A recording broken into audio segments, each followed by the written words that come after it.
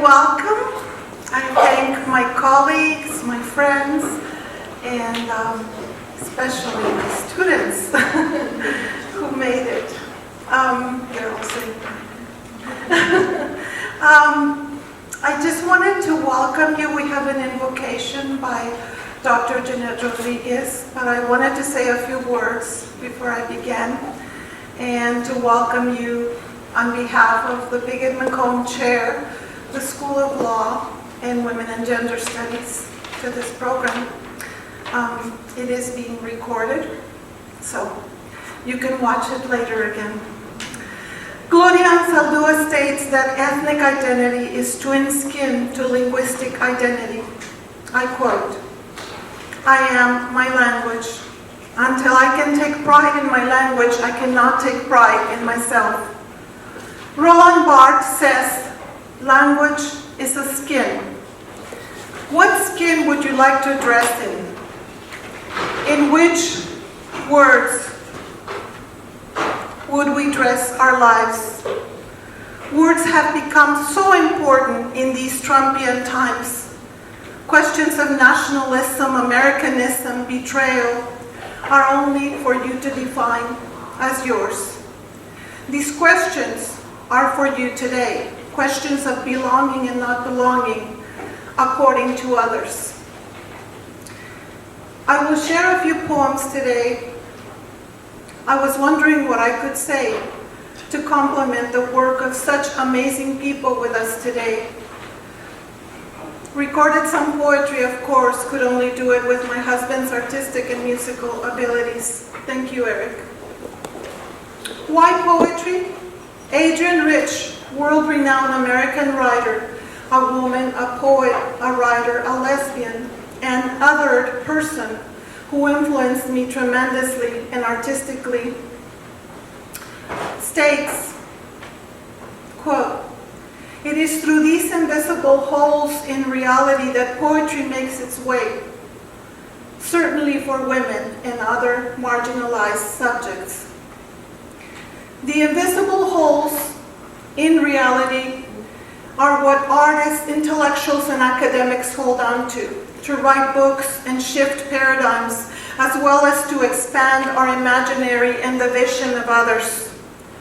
Why language?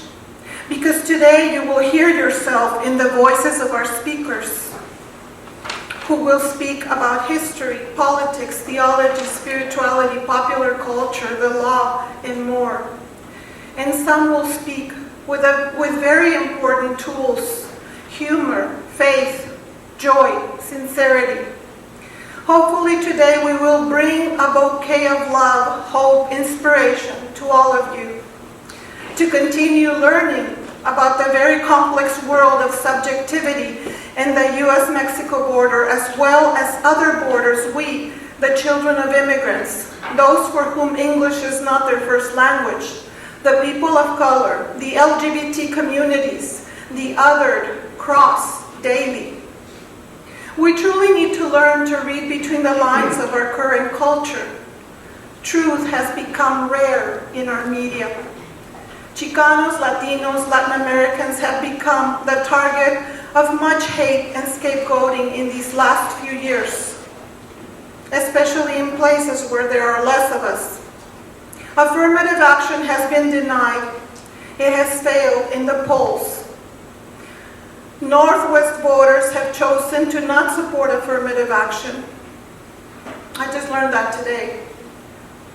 That could help so many of the young people whose parents pick fruit for our consumption and our working class.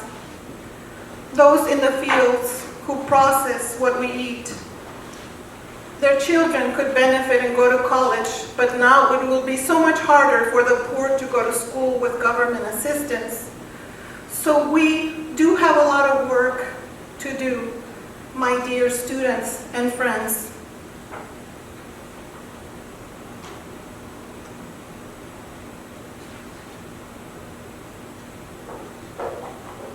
Sorry, I lost my page. When I arrived at Seattle University, there was only one tenured Latina, Chicana, that was Jeanette Rodriguez. I've asked her to do the invocation today. She has carried the cross of Latinidad for many years as the first Latina tenured at SU, attempting to educate thousands of people with her work, her ways, her presentations. I thank her for laying the first layer of information on our community. She was my community for many years. Then came Stephen Bender, our academic brother, with whom we embark yearly on programs for the Seattle University community about Latinx communities. Whether there's funding or not, we have shared our dollars oftentimes to bring education about Chicanos, Latinos to Seattle University. I'm so grateful to work with these two people. The three of us have truly become an institution that is part of Seattle University. I know you will read the bios of these people, so Stephen and I decided that we are not going to read them for you because you can read. But I did want to say that two of them are local scholars, are prolific, if not the most prolific in this institution. That they work internationally, sometimes as advisors to the highest institutions of law and religion. And of course, Will Nericio and Arlene Lee are two of the people I most admire. That's why they're here. Arlene has given the last 2 years of her life to work on cases, actual cases of people. And she'll talk about that are having to leave our country, that are being mistreated. And she has worked all her life for women and children's programs for different governors. And Will, you know, when I heard the music, I knew it was him. I knew he had put on the music. Because I met him, I mean, I've always looked at him from afar at all these conferences where he was already a big potato and I was a little potato. And he brought the potatoes. That's a compliment. Well, I like it. He always brought the music and the joy, and of course his research is on popular culture. I did bring one of his books if you want to look at. But these are some of the people I most admire because of their sincerity and loyalty to Chicano, Latino issues. So I just wanted to say that.